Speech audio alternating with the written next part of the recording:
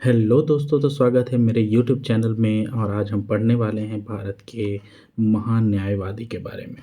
इससे पहले चैप्टर में मैंने पढ़ाया था प्रधानमंत्री और मंत्रिमंडल के बारे में। उससे पहले मैंने उपराष्ट्रपति के बारे में, उससे पहले राष्ट्रपति के बारे में। इसी प्रकार मैंने बहुत सारे वीडियो बनाए हैं जो आपके काम का है। और ये वो वीडियो है, जितने भी मैंने क्वेश्चन करवाए सभी प्रीवियस ईयर क्वेश्चन है, जो कि खान ग्लोबल स्टडीज़ मतलब ये बिहार क्वेश्चन किलर भारत राज्य व्यवस्था का क्वेश्चन है, जो कि बीपीएससी और बीएसएससी के परीक्षाओं में जो क्वेश्चन पूछे गए हैं 1992 से 2025 तक, और जो कि खान सर के मतलब कि जो भी कोचिंग है उनके द्वारा कंपाइल किया गया है, हम उस बुक से पढ़ा रहे हैं। राइट। तो आज हम पढ़ने वाले हैं भारत के महान न्यायवादी के बारे में, और ये है attorney general of India. Right. तो हम चलते हैं सीधा क्वेश्चन के ऊपर। और क्वेश्चन के ऊपर जाने से पहले जो है हम थोड़ा क्या करेंगे ना, इनके बारे में जान लेंगे, भारत के महान न्यायवादी के बारे में कि क्या होता है नहीं होता है। तो सबसे पहले मैं बताना चाहूँगा कि भारत के महान न्यायवादी के बारे में अनुच्छेद 76 में दिया गया है। ओके, तो देखते हैं क्या है। तो भारत संविधान के अनुच्छेद 76 में भारत संविधान का अनुच्छेद 76 में भारत के महान्यायवादी से संबंधित हैं, जो भारत सरकार का मुख्य कानूनी सलाहकार होता है। प्रमुख बिंदु क्या है कि नियुक्ति कौन करते हैं, इनका नियुक्ति राष्ट्रपति करते हैं, अटॉर्नी जनरल की नियुक्ति करते हैं, है ना। अटॉर्नी जनरल मतलब महान्यायवादी की नियुक्ति करते हैं। ओके, तो नियुक्ति कौन करते हैं, राष्ट्रपति करते हैं। अगर इनको हटाना होगा तो इनको हटाने का अधिकार भी क्या है, राष्ट्रपति को ही है ना। तो भारत के महान्यायवादी जो है उनकी योग्यता के बारे में बोलेंगे, तो इनकी योग्यता क्या होता है कि कम से कम 5 साल का जो है न्यायाधीश जो है वो न्यायाधीश जो है रह चुके हों, या फिर 10 साल वकालत कर चुके हों उच्च न्यायालय में, या फिर वो प्रतिष्ठित क्या हो, विधि विशेषज्ञ हो। ओके, तो ऐसा होने से जो है मतलब उनकी योग्यता होती है अटॉर्नी जनरल मतलब महान्यायवादी बनने का, है ना। क्या मैंने बताया, योग्यता तो लिखा हुआ है। योग्यता में क्या मैंने बताया था कि कम से कम, है ना, कम से कम 5 ईयर जो है न्यायाधीश होना चाहिए, न्यायाधीश होना चाहिए, या 10 साल क्या होना चाहिए, 10 साल वो वकालत करेंगे किस में करेंगे, उच्च न्यायालय में करेंगे, या फिर वो प्रतिष्ठित, है ना, प्रतिष्ठित क्या होगा, विधि विशेषज्ञ। मतलब विधि मतलब क्या होगा, मतलब कानून के मतलब बहुत उनको कानून का जो है मतलब ज्ञान है ना, विधि विशेषज्ञ हो गए। नेक्स्ट है कि और इनका कर्तव्य क्या होता है, ये काम क्या करते हैं, कानूनी मामलों पर भारत सरकार को सलाह देते हैं, है ना, जो कि सर्वोच्च न्यायालय और अन्य न्यायालयों में सरकार की ओर से पेश होना।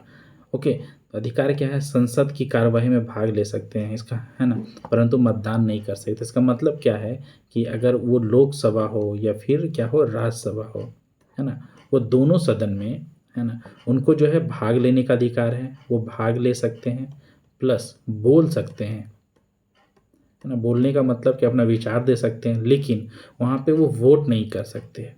ये है इनका अधिकार। ओके, और इनका कार्यकाल जो है कोई निश्चित नहीं होता है ना। ये इनका कार्यकाल जो है राष्ट्रपति की इच्छा पर निर्भर करता है, मतलब राष्ट्रपति जब भी चाहे इनको जो है हटा सकते हैं। जैसे कि अटॉर्नी जनरल जो होते हैं कानून के शासन को बनाए रखने और कानूनी मामलों में केंद्र सरकार का प्रतिनिधित्व करने में महत्वपूर्ण क्या है, भूमिका निभाते हैं। तो दोस्तों, हम लोगों ने इतना सारा अटॉर्नी जनरल ऑफ इंडिया मतलब महान्यायवादी के बारे में जान गए हैं। ओके, तो हम सीधे चलते हैं क्वेश्चन की ओर, और हम देखते हैं कि हमारा फर्स्ट क्वेश्चन कौन सा आने वाला है। तो हमारा फर्स्ट क्वेश्चन आ गया है कि भारत के महान्यायवादी को कौन हटा सकता है। तो मैंने अभी कुछ देर पहले ही बताया था कि भारत के महान न्यायवादी को की नियुक्ति कौन करता है? प्रधानमंत्री करते हैं। तो प्रधानमंत्री ने राष्ट्रपति करते हैं। तो इनको हटा कौन सकता है? तो इनको हटाने का अधिकार भी राष्ट्रपति के पास है। तो हमारा आंसर जो है ऑप्शन ए होगा, ये करेक्ट आंसर होगा। हम ऑप्शन 2 की ओर चलते हैं। क्वेश्चन 2 की ओर कहा गया कि भारत के महान्यायवादी की नियुक्ति कौन करता है? अभी कुछ देर पहले ही मैंने बताया था दोस्तों कि भारत के महान्यायवादी की नियुक्ति कौन करता है? वो प्रधानमंत्री थे क्या? नहीं। भारत के मुख्य न्यायाधीश? नहीं। कानूनी मंत्री? नहीं। लोकसभा अध्यक्ष? नहीं। वे कौन थे? राष्ट्रपति थे। क्योंकि राष्ट्रपति नियुक्ति करते हैं तो राष्ट्रपति को उनको पद से हटाने का भी अधिकार होता है। और इनका महान्यायवादी के कार्यकाल की अवधि कोई फिक्स नहीं है, मतलब कि वो ये अवधि जो है राष्ट्रपति के इच्छा पे निर्भर करता है। राइट। हम क्वेश्चन नंबर 3 की ओर बढ़ेंगे। क्वेश्चन नंबर 3 है कि भारत के महान्यायवादी किसके द्वारा नियुक्त किया जाता है? दोस्तों मैं ये क्वेश्चन बार बार इसीलिए रिपीट कर रहा हूँ ना, क्योंकि जो मैंने बुक का नाम बताया है, खान सर जो बुक पब्लिश किया गया है उसमें ये सेम क्वेश्चन जो है, सेम प्रकार के क्वेश्चन जो है रिपीट किए जाते हैं बहुत सारे एग्ज़ाम में। तो वहाँ पे क्या किया गया है, सेम क्वेश्चन को जितने भी एग्ज़ाम में आए हैं उतना बार, मतलब जिस तरीके से आए हैं उस तरीके से लिखा गया है, लेकिन उसका मतलब मीनिंग सेम है और उसका आंसर भी हमेशा क्या होता है, सेम होता है। हो सकता है कि ऑप्शन अलग अलग हो, इसीलिए मैंने 1-2 क्वेश्चन जो है सेम टाइप का मैंने लिख दिया है। राइट। तो आप लोग ऑलरेडी समझदार हैं तो आप समझ सकते हैं, है ना। भारत के महान्यायवादी किसके द्वारा नियुक्त किया जाता है? भारत के महान्यायवादी भारत के क्या राष्ट्रपति द्वारा नियुक्त किया जाता है। हमारा ऑप्शन बी सही है। और क्वेश्चन नंबर 4 की ओर चलते हैं। बोला गया निम्न में से एक गैर सदस्य के रूप में संसद के किसी भी सदन में के कार्यवाही में भाग ले सकते हैं। मैंने अभी तुरंत बताया था कि महान्यायवादी जो हैं लोकसभा हो या राज्यसभा हो के सदन में मतलब कार्यवाही में भाग ले सकते हैं। ओके, भाग ले सकते हैं और बोलने का अधिकार है उनको, बोलने का मतलब विचार देने का अधिकार है। प्लस लेकिन, है ना, लेकिन बट वो जो है वोट नहीं कर सकते हैं उसमें। राइट। तो वो कौन थे? भारत के महान्यायवादी थे। राइट। तो हमारा आंसर क्या है? आंसर सी जो है करेक्ट है। नेक्स्ट क्वेश्चन है भारत का प्रथम लॉ ऑफिसर कौन है? भारत के प्रथम लॉ ऑफिसर के बारे में अगर जानेंगे तो भारत के प्रथम लॉ ऑफिसर कौन है? अटॉर्नी जनरल, है ना। विधि सचिव नहीं है, सॉलिसिटर जनरल नहीं है ना, सॉलिसिटर जनरल नहीं है। कौन है? प्रथम बोला गया है तो प्रथम जो है कौन है? अटॉर्नी जनरल, जिन्हें हिंदी में क्या कहा जाता है? महान्यायवादी। ओके। नेक्स्ट है हमारा क्वेश्चन नंबर 6। भारत का प्रथम विधि अधिकारी कौन होता है? तो लॉ अधिकारी हो गया, विधि अधिकारी हो गया, सब जो सबको एक ही बोलते हैं, वो हमारे हैं भारत के महान्यायवादी। हमारा ऑप्शन सी जो है करेक्ट हुआ। नेक्स्ट क्वेश्चन की ओर बढ़ते हैं कि भारत का प्रथम न्याय अधिकारी है। न्याय अधिकारी मैंने सेम बोला है कि न्याय अधिकारी भारत के मुख्य न्यायाधीश नहीं है, विधि मंत्री नहीं है, महालेखा परीक्षक नहीं है। महान्यायवादी को भारत का प्रथम न्याय अधिकारी कहा जाता है।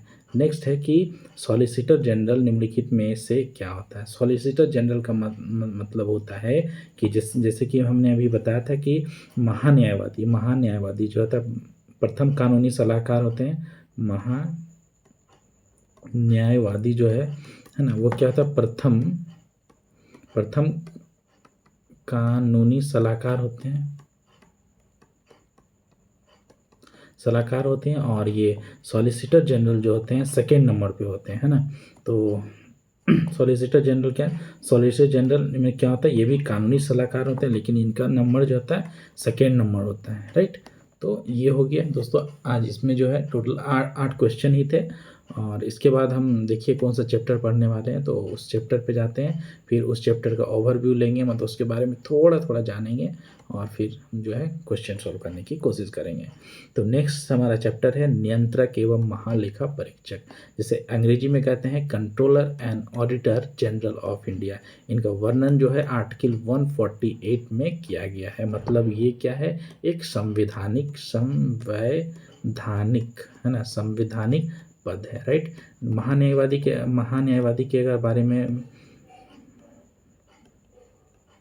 महान्यायवादी के बारे में अगर पूछता हूँ तो वो संवैधानिक पद है कि नहीं, वो एक संवैधानिक पद है क्योंकि उनका वर्णन जो है अनुच्छेद 76 में किया गया है। और इनके नियंत्रक एवं महालेखा परीक्षक के बारे में क्या बोलूँगा, ये भी एक संवैधानिक पद है जिनका वर्णन जो है आर्टिकल 148 में जो है किया गया है, राइट। तो हम चलते हैं, देखते हैं इनके बारे में थोड़ा सा जानते हैं। इसको बोलते हैं controller and auditor general of India. जैसा कि मैंने पहले ही बता दिया, इनके बारे में मैंने एक संक्षिप्त नोट लिखा है। क्या है कि भारत के नियंत्रक एवं महालेखा परीक्षक, जिन्हें कंट्रोलर एंड ऑडिटर जनरल कहते हैं, CAG शॉर्ट फॉर्म में, एक संवैधानिक पद है। क्यों? क्योंकि इनका वर्णन जो है आर्टिकल 148 में जो है किया गया है, जिनकी स्थापना भारत संविधान के अनुच्छेद 148 के अंतर्गत की गई है। CAG भारत सरकार और राज्य सरकार के आय व्यय का लेखा परीक्षण करता है। ओके, मतलब अकाउंट जो है चेक करता है, राइट। सीधा सीधे अगर बोलेंगे सिंपल शब्दों में तो। नेक्स्ट क्या है, मुख्य बिंदु इसका क्या है कि नियुक्ति और कार्यकाल। तो जिस प्रकार महान्यायवादी की नियुक्ति जो है राष्ट्रपति करते थे, उसी प्रकार जो है CAG की नियुक्ति भारत के राष्ट्रपति द्वारा की जाती है। लेकिन इनका कार्यकाल जो है 6 वर्ष होता है या 65 वर्ष की आयु जो पहले तक होता है। जैसे कि मैंने महान्यायवादी के अटॉर्नी जनरल के बारे में पढ़ा था कि उनकी नियुक्ति जो है कौन करते हैं, राष्ट्रपति करते हैं। लेकिन राष्ट्रपति के इच्छा अनुसार जो है उनको हटाया जा सकता है ना, मतलब उनका कार्यकाल जो है कोई फिक्स नहीं है, राइट। लेकिन इस केस में क्या है, इनका कार्यकाल 6 वर्ष का होता है, 6 वर्ष का होता है, या तो 6 वर्ष या तो फिर 65 वर्ष। ओके, 65 वर्ष तक, मतलब कोई आदमी सोचो कि 60 वर्ष में जो है उनका आयु कितना है, 60 ईयर्स है ना, 60 ईयर्स है, और उनको क्या बनाया गया, CAG बनाया गया। ओके, अपॉइंटमेंट जो है के CAG में उनका जो है अपॉइंटमेंट हुआ। लेकिन कितने वर्षों के बाद उसका एज जो है 65 वर्ष हो जाएगा, प्लस 5 जो ऐड कर देंगे तो इनका वर्ष क्या होगा, 65 हो जाएगा। मतलब ये आदमी जो है जो भी बनेंगे वो मतलब केवल 5 ईयर्स ही रह पाएंगे, ठीक ना। तो है या तो 6 साल वो कंप्लीट करें, या फिर कोई भी एज में अगर 65 हो जाएगा उनका एज, तो वो जो है मतलब उनको जो है मतलब वो रिटायर हो जाएंगे। भूमिका और कार्य क्या है, जो भूमिका और कार्य मैंने बताया था कि ऑडिट करते हैं केंद्र और राज्य सरकार का, केंद्र और राज्य सरकार के सभी खर्चों का ऑडिट करना होता है। सार्वजनिक क्षेत्र की कंपनियां भी करते हैं, सरकारी संस्थान की लेखा परीक्षण करना, संसद और राज्य विधानसभाओं को ऑडिट रिपोर्ट प्रस्तुत करना होता है, राइट। तो देखते हैं नेक्स्ट क्या है, महत्व इनका क्या है। तो महत्व क्या है, CAG को लोक लेखा का प्रहरी करते हैं, है ना, गार्जियन ऑफ पब्लिक पर्स कहते हैं, है ना। अगर गार्जियन ऑफ पब्लिक पर्स इसलिए कहते हैं कि जैसे कि आपके पिताजी हैं और आपको कुछ पैसा दे रहे हैं, है ना, आपके पापा हैं, राइट, आपके पापा हैं और आपको जो है पैसा दे रहे हैं 5,000, है ना। अगर आपसे अगर 5,000 1 महीना के लिए दे रहे हैं, 1 मंथ के लिए, है ना, 1 मंथ के लिए तो आपको दिया जाता है। तो आप ये पापा जो हैं अगर आपको नहीं पूछेंगे कि लास्ट में तुमने क्या क्या चीज़ पे खर्चा किया है, तो शायद वो 5,000 जो है आप जो है क्या करेंगे, 1 के 2 दिन में ही खर्चा कर देंगे, ठीक ना, 1-2 दिन में खर्चा कर देंगे। इसीलिए क्या करते हैं पापा जी, जिस प्रकार आपके ऊपर निगरानी रखते हैं कि ये 5,000 किस प्रकार खर्चा कर रहे हैं, और पूछते हैं कि बेटा तुमने जो है मतलब 5,000 जो मैंने दिया था 5,000, उसमें कहाँ कहाँ खर्चा किया, है ना। सेम जो है CAG काम जो है करते हैं गार्जियन, इसीलिए गार्जियन ऑफ पब्लिक पर्स कहा जाता है, क्योंकि पब्लिक अकाउंट में बहुत सारे पैसे होते हैं और ये जो सरकार को खर्चा करना होता है, अगर ये नहीं रहेंगे तो सरकार जो है मनमानी कर सकती है। तो चलते हैं, गार्जियन ऑफ पब्लिक पर्स कहा जाता है क्योंकि यह सरकारी धन के सही उपयोग की सुनिश्चित करते हैं। जैसे हमारे पापा जी जो हैं, है ना, जो हमारे पैसे खर्चे करते हैं, हम जो पैसे खर्चे करते हैं जो वो देते हैं, उनको हम मतलब चाहते हैं कि अच्छे से खर्चा करें, नहीं तो पापा जो है पापा से क्या करेंगे, डांट खाएंगे, राइट। स्वतंत्रता क्या है कि स्वतंत्रता सुनिश्चित करने के लिए उनके वेतन और सेवा सत्य संविधान द्वारा सुरक्षित है। देखिए अगर कोई आदमी है ना, कोई आदमी है और वो जैसे कि प्राइवेट आदमी है, कोई काम कर रहा है, ठीक ना, कहीं पे काम कर रहा है, अगर, है ना, अगर क्या है प्राइवेट आदमी है, अगर कोई काम कर रहा है, उनको मान चलिए कि आप जो है 10,000 रुपये जो है एक महीने का काम करने का दे रहे हैं। अगर उनका जो है जॉब जो है वो परमानेंट नहीं है, ओके, इनका सैलरी भी परमानेंट नहीं है। तो आप क्या करें, अगर ये है ना, अगर कोई गलत काम करता है ना, कुछ भी करता है, तो आप क्या करेंगे ना, आप अपने मनमाने ढंग से इसको काम करवाएँगे, है ना? क्योंकि उनको पता है कि आप अगर इनके अनुसार से काम नहीं करेंगे, तो क्या होगा, ये आदमी जो है इसको काम से निकाल देगा, है ना? इसीलिए क्या किया गया, संविधान में इनका वेतन और जो संविधान के शर्तें द्वारा मतलब सेवा जो है सुरक्षित कर दिया। मतलब कुछ भी करेंगे तो मतलब कि सरकार कुछ नहीं कर सकती है। निष्कर्ष क्या निकला, सीएजी लोकतंत्र की पारदर्शिता मतलब ट्रांसपेरेंसी और जवाबदेही सुनिश्चित करने में एक महत्वपूर्ण भूमिका निभाता है, जिससे सरकारी खर्चों में अनुशासन बना रहता है ना, डिसिप्लिन, ताकि अब अच्छे से जो है पैसे को खर्च कर पाएँ। हमारा क्वेश्चन है, क्वेश्चन 1 की ओर बढ़ते हैं। क्या है, निम्नलिखित में से कौन सा कथन भारत का नियंत्रक और महालेखा परीक्षक को उसके पद से हटाने के संबंध में सही है? तो क्या है, उसे उसके पद से केवल इस रीति से और उन्हें आधारों पर हटाया जाएगा जिस रीति और आधारों पर उच्चतम न्यायालय के न्यायाधीश को हटाया जाएगा, है ना? ये फुल्स। नेक्स्ट क्या है, उसे उसके पद से,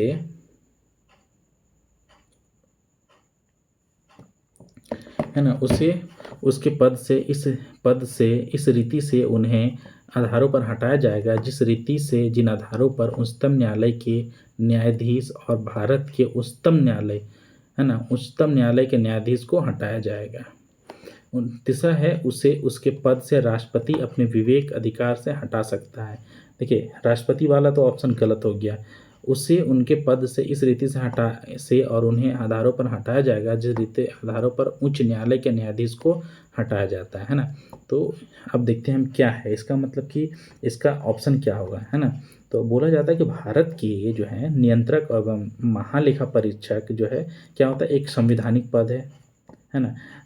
कैग को जो है केवल दुर्व्यवहार एवं अक्षमता के सिद्ध आधारों पर ही हटाया जा सकता है, तभी कोई जो है कैग को जो है दुर्व्यवहार किया हो या अक्षमता मतलब वो जो काम मतलब उनको सौंपा गया है वो काम वो ठीक तरीके से नहीं कर पा रहा है। इसके लिए संसद के दोनों सदनों में क्या है, विशेष बहुमत से पारित करना होगा प्रस्ताव। विशेष बहुमत मतलब 2/3 होता है, जो प्रेजेंट होते हैं और मतदान करने वाले होते हैं से पारित करने की आवश्यकता होती है। यह प्रतिक्रिया उच्चतम न्यायालय के न्यायाधीश को हटाने की प्रक्रिया के समान है। तो क्या है, देखिए, उच्चतम न्यायालय के न्यायाधीशों को हटाया जाएगा। जिस प्रकार से उच्चतम न्यायालय के न्यायाधीश को हटाया जाता है उसी प्रकार जो है कैग को हटाया जाता है, ठीक ना। तो हमारा ऑप्शन क्या है, ए, है ना। विशेष बहुमत का मतलब है, ओके, विशेष बहुमत का है 2/3 मतलब जो लोग प्रजेंट है, मतलब ये है मतलब बहुत सारे लोग प्रजेंट हैं और प्रजेंट में ये भी नहीं है कि प्रजेंट हैं प्लस जो लोग मतदान करते हैं, है ना, उपस्थित और मतदान करने का जो है उससे 2/3, है ना। अगर 60 लोग हैं तो इसका 2/3 कितना हो जाएगा, मतलब 40 लोग होना चाहिए, है ना, जो कि मुश्किल होता है थोड़ा, है ना। 40 लोग होना चाहिए, 40 लोग ये पक्ष में होना चाहिए कि इनको हटाना जाना चाहिए, है ना। तो सेम तरीका क्या है उच्चतम न्यायालय के न्यायाधीश को हटाने के लिए। देखिए यहाँ पे उच्चतम है, यहाँ उच्च है, राइट। तो हमारा ऑप्शन क्या है, ए है, सही है, करेक्ट। हम नेक्स्ट क्वेश्चन की ओर बढ़ते हैं। बोला कि भारत के नियंत्रक एवं महालेखा परीक्षक का कार्यकाल कितने साल का होता है। तो मैंने बताया था अभी कुछ देर पहले ही कि इनका कितना साल होता है, 6 साल होगा, है ना, 6 वर्ष होगा, या फिर वो 65 वर्ष का मतलब कंप्लीट कर लेंगे तो उनको जो हटा दिया जाएगा, है ना। तो वो है 6 वर्ष, राइट। तो नेक्स्ट क्वेश्चन की ओर बढ़ते हैं। जैसे देखिए मैंने क्या किया ना, पहले आपको बता दिया, तो जितने भी क्वेश्चन होंगे ना हल करने में क्या होगा, बहुत ही जल्दी हम जो है सॉल्व कर लेंगे। क्या है, नियंत्रक और महालेखा परीक्षक जो है क्या है, संबंधित है, किससे संबंधित है, व्यवसाय सलाहकार समिति से या सार्वजनिक उपकरण की समिति से या लोक लेखा समिति से या संसद समिति से। तो ये किससे संबंधित होते हैं, लोक लेखा समिति से। इनके बारे में क्या है कि लोक लेखा समिति जो है संसद की एक महत्वपूर्ण समिति होती है। जैसे संसद में तो बहुत सारी समिति होती हैं जो भारत सरकार के व्यय और लेखाओं की जांच करती है। कैग जो है लोक लेखा समिति का मित्र, मार्गदर्शक और दार्शनिक होते हैं। और यह क्या कहते हैं, वह जो है समिति को सरकार के वित्त लेन देन मतलब कि जो फाइनेंशियल लेन देन और जो है रिपोर्ट जो है तैयार करते हैं, राइट। तो नेक्स्ट क्वेश्चन है हमारा, भारत के नियंत्रक एवं महालेखा परीक्षक इनमें से किसके प्राप्तियां और उपयोग की लेखा परीक्षण नहीं करते हैं, वो कौन सा है? देखिए, हमने जब पढ़ा था तो हमने पढ़ा था कि राज्य सरकार का वो करता है, भारत सरकार का भी करता है, सरकारी कंपनी का भी करता है, नगर उपक्रम का वो नहीं करते हैं। ओके, तो हमारा ये ऑप्शन हो गया। ऑप्शन क्या हो गया?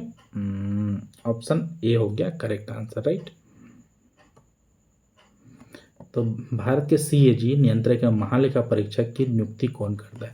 नियुक्ति के बारे में मैंने बताया था कि उनकी नियुक्ति कौन करते हैं? राष्ट्रपति करते हैं, राइट। तो प्रधानमंत्री नहीं करते हैं, राज्यपाल नहीं करते, उपराष्ट्रपति नहीं करते हैं। तो हमारा ऑप्शन क्या है? बी जो है करेक्ट आंसर है। नेक्स्ट है, भारत में संसद का खर्च किसके द्वारा नियंत्रित किया जाता है? सेम क्वेश्चन है, भारत में संसद का खर्च किसके द्वारा नियंत्रित किया जाएगा? तो आप सोचिए कि अभी तक तो मैंने इतना सारा मतलब कि मैं जो है इतना सारा जो है बता चुका हूँ ना, तो आप इसका आंसर दीजिए कि संसद का खर्च कौन करेगा? तो वो राष्ट्रपति करेंगे। राष्ट्रपति को इससे तो मतलब ही नहीं होता, क्योंकि राष्ट्रपति जो है खर्च करने वाला, मतलब जो देख रेख करते हैं उनको नियुक्त करते हैं। वित्त आयोग भी नहीं करते, नीति आयोग भी नहीं करते हैं, है ना। तो कौन करते हैं? नियंत्रक एवं महालेखा परीक्षक। तो हमारा ऑप्शन क्या है? ऑप्शन डी जो है करेक्ट आंसर है। ओके, हमारा नेक्स्ट क्वेश्चन है, नेक्स्ट और शायद लास्ट क्वेश्चन है, भारत के वित्त खर्चों पर अंतिम टिप्पणी कौन करता है? तो राष्ट्रपति नहीं करते हैं, लोकसभा अध्यक्ष नहीं करते हैं, नियंत्रक एवं महालेखा परीक्षक करते हैं। ओके, क्या होगा? और ये सांसद नहीं करते। तो हमारा ऑप्शन जो है सी करेक्ट आंसर है। तो ये हमारा लास्ट क्वेश्चन है। तो दोस्तों, हमारा मेरा जो मैंने पढ़ा है, आपको वो वीडियो कैसा लगा? अगर आपको वो लोगों को अच्छा लग रहा है तो मेरे चैनल को लाइक एंड सब्सक्राइब कीजिए।